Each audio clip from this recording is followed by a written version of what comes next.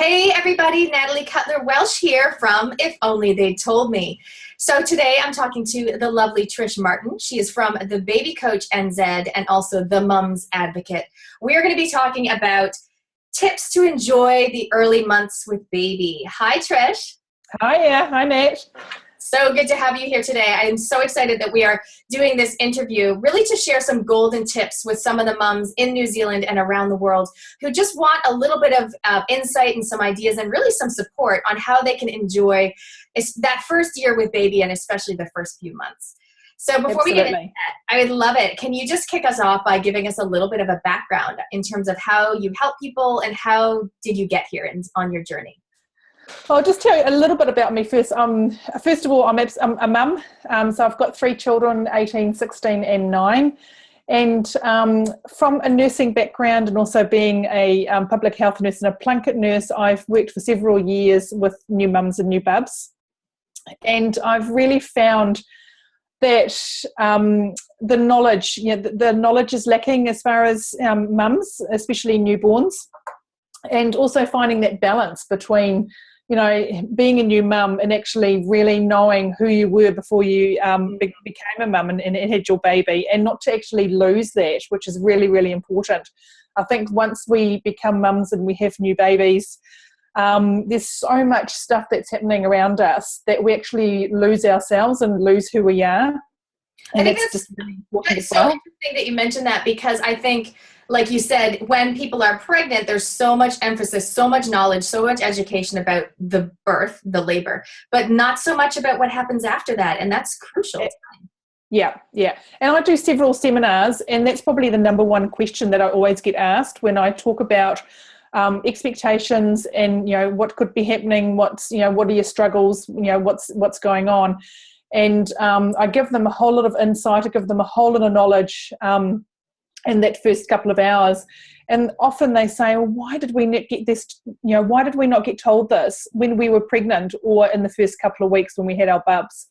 And that's really where my passion lies. It's really just giving mums the knowledge, which then in turn gives them the power to make really awesome decisions for themselves, and to just, also go with the flow, but also just create that balance as well. So I think that's just the most important thing in being a mum, is just creating that balance.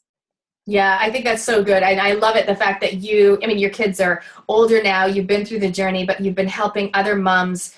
The thing is, things don't change. Like mums, 20 years ago, life is slightly different, but babies still cry. They need to be fed. They need the constant 24/7 attention. And so for the moms, a lot of it is, what are the tools? What is the knowledge that I need to know to help me enjoy this instead of it being stressful? Yeah, absolutely. Awesome. So can you start us off? What's one of your top tips for the moms? I think one of my top tips, and it's often that it's really hard for mums, but it's really hard for women as well, is ask for help. We as mums, we don't, we expect to do it ourselves. We have our natural instinct that this is what we were doing. This is what we have. We have a little bubby. We should know what we're doing. And every baby is very different. Every mum's different. Every lifestyle is different. And especially when I work with career mums who have very much been in a very high-powered sort of job, high-powered career, and they've got this little bubby all of a sudden when they're home, and they're just lost, absolutely lost. And so the really important thing is to give yourself permission to ask for help. Mm-hmm. It's almost like being a little bit selfish. And so I think that's one of the most important things, to ask for help. A lot of times the clients that I see, mums from the UK or from America, and they've come with their Kiwi partners, and they've got no parents here, and so you've really got to make sure that you ask for friends' help, and that kind of thing, and such as the likes of me, as far as I'm there to help you. So don't be afraid to ask for help, is just a huge big thing, because we can't do it all alone. We need a little group of positive, knowledgeable people around us to actually make our journey really, really awesome. That's so interesting, because I guess I was one of those moms. So coming from Canada, my parents actually do live in New Zealand. They live in Wellington, but they weren't in the same city as me when I lived in Christchurch. And I was good at asking for help in terms of, oh, can you watch my baby for an hour while I pop to the shop or whatever. But I wasn't good at asking for help in terms of like baby advice from people who actually knew. Like I was asking friends, but I was like, oh my God, if only they told me people like you existed. Like I didn't even know there was someone who could come, either who I could ring up or Skype with, or who could actually come into my home and show me. I know how to swaddle a baby, but even just simple things like really the resettling of the baby, or even just give me some ideas around routine or whatever. Yeah, I mean, absolutely. I read a couple books, but really just having an actual person to talk to is so different. Yeah, absolutely. And I think like when you say about swaddling and that kind of thing, it's you get, there's advice out there that this is the way that you need to swaddle. But for me, because I treat each mum and each baby as a very individual, some babies actually don't need to be swaddled or don't want to be swaddled. Some babies are real Houdinis, and even in the first 2 or 3 weeks, just absolutely just want to get out of those swaddles. And are absolutely happy as Larry, just having the arms up and, away from swaddling. So I think that's just really important, that a lot of the advice that's out there is very broad. And not very, not very individual to each mum and each baby, and that's very much what I bring to within my business, is that I treat every mum and every baby very individually. So what works for one mum doesn't necessarily is going to work for another mum or another baby. I think that is such a good point, because people, when they have coffee groups, they'll be saying, they'll compare notes or whatever, and they'll say, oh, it doesn't work for your baby, it works for mine. Every baby's different, every mom is different, so they need specific advice. Okay, so ask for help was tip number 1. What's tip number 2?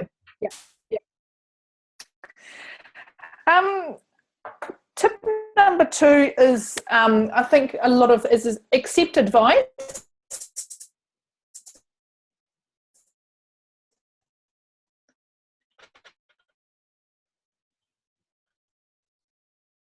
But the individual person, there's so much advice from friends, there's so much advice from family. Even the lovely old lady walking along the street, and she'll stop to have a little chat when she sees your pram with a little bubby in it. And she said, oh, this is what I did with my baby, so this will work really well. And I think it's just really important that, yes, you accept advice, but what you do with that advice is really got to work for you and your baby. And the great thing with the internet and with Google, and when something's actually going wrong with bubs, and we straight away get onto Google and we straight away just sit there and look and see what's wrong, and it actually becomes quite confusing and quite frustrating. So I think in saying that, we need to also get into our own natural intuition, and I think us mums have got a really awesome intuition, and we often don't go with that because we're feeling either judged, or we're feeling that it's not the right way, it's not going to work for us. But your intuition is really, really strong, especially as a mum. So I think it's really important that if there's something deep down that you're actually feeling that's not going to work for you, or yes, that is going to work for you, then go with that. That's really important.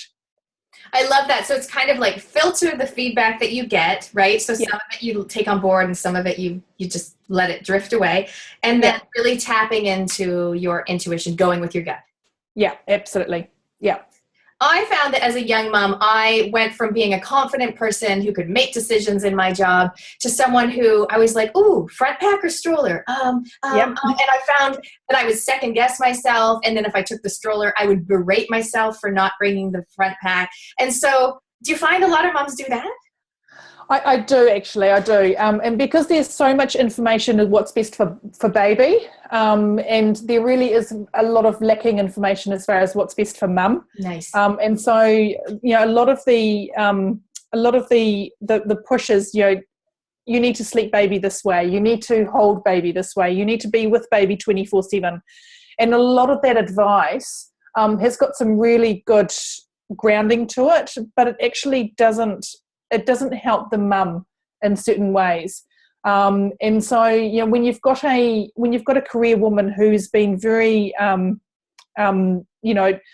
very independent and very sort of on her own, and she's very, strong and knowledgeable in her career, and then being a mum and becoming a mum and having to have a baby with them 24/7 and carrying a baby and baby wearing because that's best for baby, they lose their self-worth and they lose their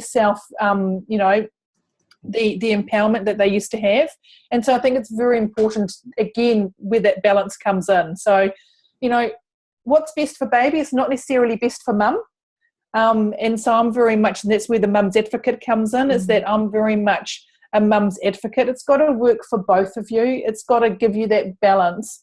And so that's when I sometimes do say, it's baby wearing is awesome around the witching hour, because often their babies do need a little bit more comfort. They're, doing a lot of feeding. They're doing a lot of cluster feeding. And often it's because it's more of a stressful time at home and that kind of thing. So baby wearing works really, really well around that time. But in early mornings and during the day, I think it's really important for mums to be able to actually disconnect from bubs and allow them to actually sleep in their bassinets or in their Moses baskets, so that in turn they can actually reconnect with their babies. If they don't have time on their own, it's really hard to reconnect. And it's the same with I think an individual as well, is that, we need time out as mums to actually reconnect with ourselves. So we're disconnecting out from the outside world and we're able to reconnect with ourselves. And I think that's very important with that mother and baby relationship as well. So, yeah. I think you're onto something there. And I think a lot of women will be watching this feeling like, thank you for saying it's okay almost to want some me time, and some time where I don't have the baby on me.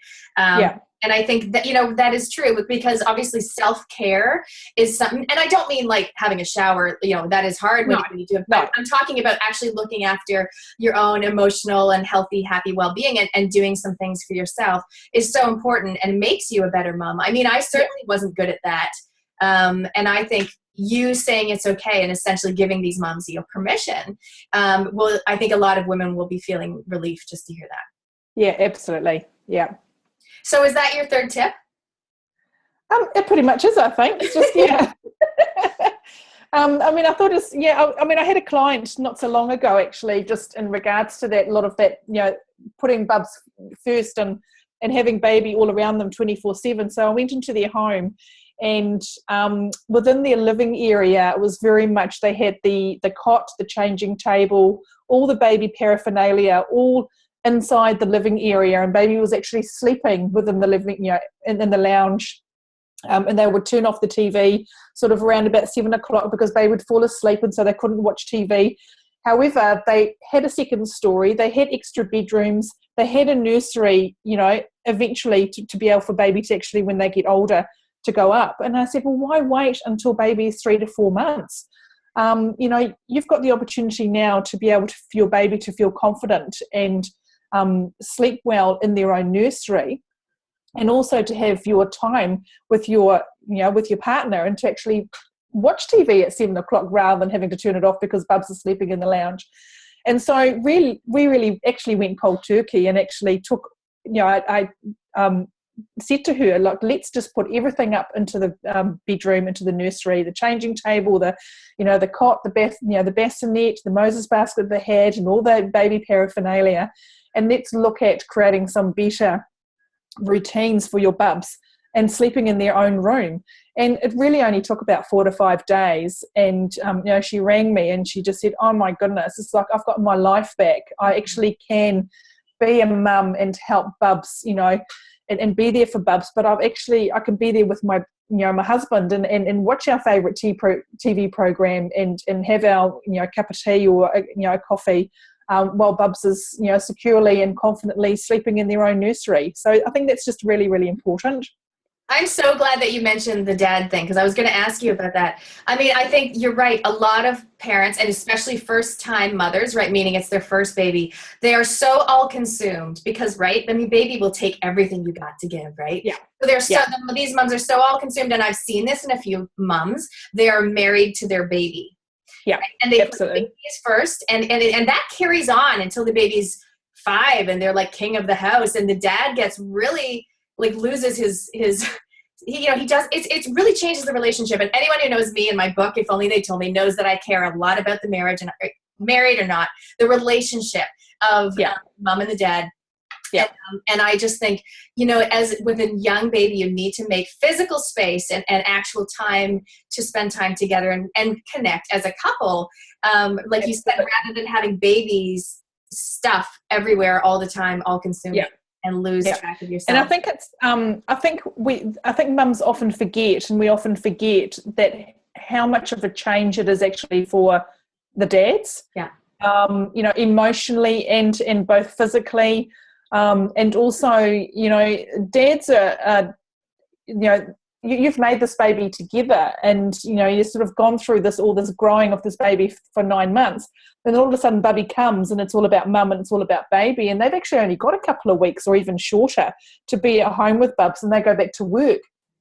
And so it's actually often it's almost like they've lost their soulmate to somebody else at home, and it's just, I think we really forget what a change it is for dads, and emotionally, and often because we don't give them the knowledge and allow them time with babies, because either mum's breastfeeding or there's so much involvement with mum and baby, that dads actually really become less confident in caring for Bubs. And so I think it's very important to give that time to the dads and allow them to actually have that time, even if it's just an hour a day, or especially making the most of it in weekends, that mum actually feels confident having baby with dad, so she can go out and spend time with her friends or go and grab a coffee or an ice cream, knowing that she's confidently, leaving Bubs with their partner. And I think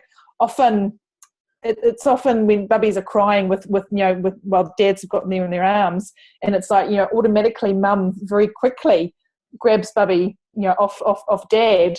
And I think it's important that we just give them the time and allow them to actually just, connect with Bubs as well, and just give them that confidence that they can settle baby and they can, do things with Bubs. And that's where I find it's very important when I often talk in my talks that it's really lovely to see dads doing a lot of the bathing and a lot of that time spent together in the evening time, especially when they come home, and that will give mums a break as well. So, yeah. Oh, I think everything you say is so spot on. I mean, I'm a big advocate for empowering the dads and giving the dads the space. Like, the mom actually needs to walk away. Yeah, absolutely. And don't judge the outfit that daddy chose for baby and all that kind of stuff. Don't judge you when he's holding baby and things like that. Because then it empowers dad. It gives it gives them that bond, and it gives the mom the freedom to, like you said, kind of get her life back to a certain extent, to give some time and energy back to herself. Yeah. So thank you so much. It also creates that confidence with the baby, and in the long run, they actually feel confident with dad as well. We have a lot of times when they're sort of around about sort of between 6 and 9 months, they have separation anxiety and that kind of thing. But the more time that they actually spend with dad as well, and that the better it is, and so the more confident the baby and the as they get older will feel as well. So it's just it's all creating that real confidence, and being able to for them to look after Bubs the same way as mum could. Exactly. I think it's so important. So Trish, in terms of if people are listening and they're wondering how you can help them, some people will obviously live in Auckland where you live, other people won't. What have you got that you can help people with? Well, in Auckland, I have some awesome in-home consults. So I go in the home, I look at, how, as far as the feeding and the sleeping, they pretty much go together. But I also look at how mum's feeling. So I spent around about 2 hours with them. Usually I go over and above because I enjoy being, with mums and babies so much that I just give them my all. I also have Skype calls. So, if you're not in Auckland, or if you are in Auckland and you feel that you just want to have a chat and create a baby plan through a Skype call, I do Skype calls as well. And over the next week or so, I've also got a Facebook membership page that's starting up very soon, which is called the Mums Advocate, which is an online membership, and it's like a monthly, you pay a monthly fee, but you will have my ongoing online support, lots of great ideas, articles. I'm even looking at getting some guest speakers in to sort of, on a monthly basis to just create a whole lot of real community and a bit of a tribe of mums, and then they can ask questions and also support each other while they're online as well. So I'm really looking forward to that. That sounds good. So just to clarify, so that's a private group rather than a page. I think that's important because a lot of moms, even though we put stuff on our Facebook page, and sometimes just the other day we put up a Q&A and we said, ask Trish Q&A. And some people are actually a little bit wary of asking questions in a public forum. So I love that you're creating this really safe space online so it's accessible to those moms that are kind of invested for the small monthly fee or whatever it is, so that they can get access to your experience and the support of the other moms without having to tell the whole world about it, right? Yeah, absolutely. Yeah. And I'm a bit like that too. It's like, we've all got very similar traits as mums. So yeah. Great. So how can people find out about that membership or maybe even the in-home consult? So flick me an email and I can send you a link, or on the next sort of week or so that'll be on my www.babycoach.co.nz website, and so there'll be a link which will take you through to the actual process of actually going onto the online membership. Or give me a phone call. We could have a little chat, a free 15-minute consult, and I will just have a chat over your needs and what I can do to help you and what your struggles and challenges are, and then we can just find simple solutions that way. And so I'm always keen to have a little chat and find out a little bit more about mums and how they're going. So yeah, because every situation is unique. I love it. So so you guys can contact Trish, babycoach@extra.co.nz, and I know you've also got a few more tips up your sleeve. So did you say free 15-minute consult? If they contact you, you can book something. Absolutely. To find out more. Okay. So the email is the other email that they can contact me on, which is actually on my website, is info@babycoach.co.nz. Or flick me an email or give me a call. I'm always happy to chat on the phone. So okay, great. Thank you, Trish. So before we wrap things up, any last final tips or comments that you want to add around mothers and fathers enjoying the early months with Babe? No, I think we pretty much covered a lot of things over this snippet of this bit. You can tell I'm nervous. Just I think I just stay true to yourself as well. You are yourself, and again, whatever works for you, go with that, and don't listen to other people, don't listen to friends, don't listen to other advice that's just actually not going to serve you. So just stay true to you and be yourself. I love that. So important. Okay, thanks so much, Trish, and thanks, guys, for listening. We'll catch you next time. This is Natalie Welsh from If Only They Told Me, Trish Martin from The Baby Coach and The Mom's Advocate. See ya. Bye.